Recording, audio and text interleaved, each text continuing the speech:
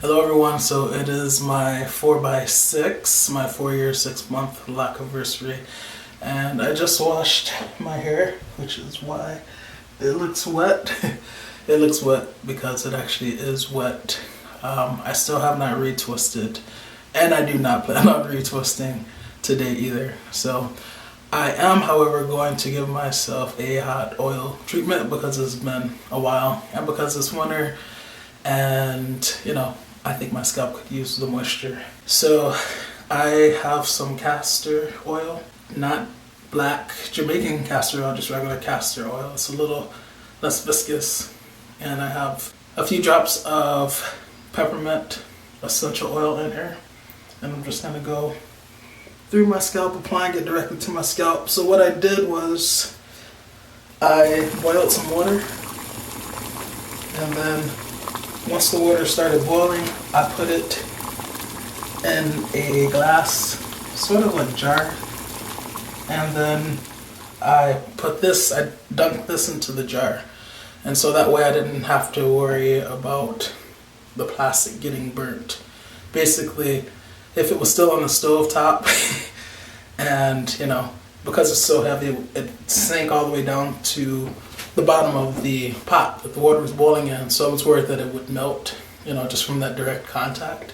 So by putting it in a glass jar and then pouring the hot water in there, I could still heat the oil up and not worry about, burning the plastic. So I'm just gonna go through my scalp. I love this one because it has the direct point there, and so it's a more accurate application of the oil to your scalp. And then this towel that you see around me, I'm going to wrap that around my locks, and so everything that's going on up here should heat up a little bit while my locks are drying, while the towel is absorbing that moisture. So yeah, I just wanted to pop on really quickly and show you what the locks are looking like at 4 years and 6 months. Not a big deal. Still not retwisting. Just enjoying the journey. So yeah, I guess I will see you next month. As always, please learn to love unconditionally, because loving with conditions, it does condition the heart to not really love at all. Atreyu is out. Something that I forgot to mention was that I really took my time when washing in the shower today. Not to get my scalp clean. Of course, we always want to get our scalps clean, right? But no, I actually took my time to separate my locks because, as you know, I have hair that grows away from my locks, and so they tangle with one another really easily. They form congos extremely easily, so I had to go through my whole head, actually twice, separating locks. So when I first got in the shower, I saturated my hair with water, and then I started detangling. I made sure that the hair was wet before I started pulling locks apart, because I think you are able to avoid a lot of breakage by doing so. But then you might be wondering, okay, well, you did it once, why did you need to do it twice?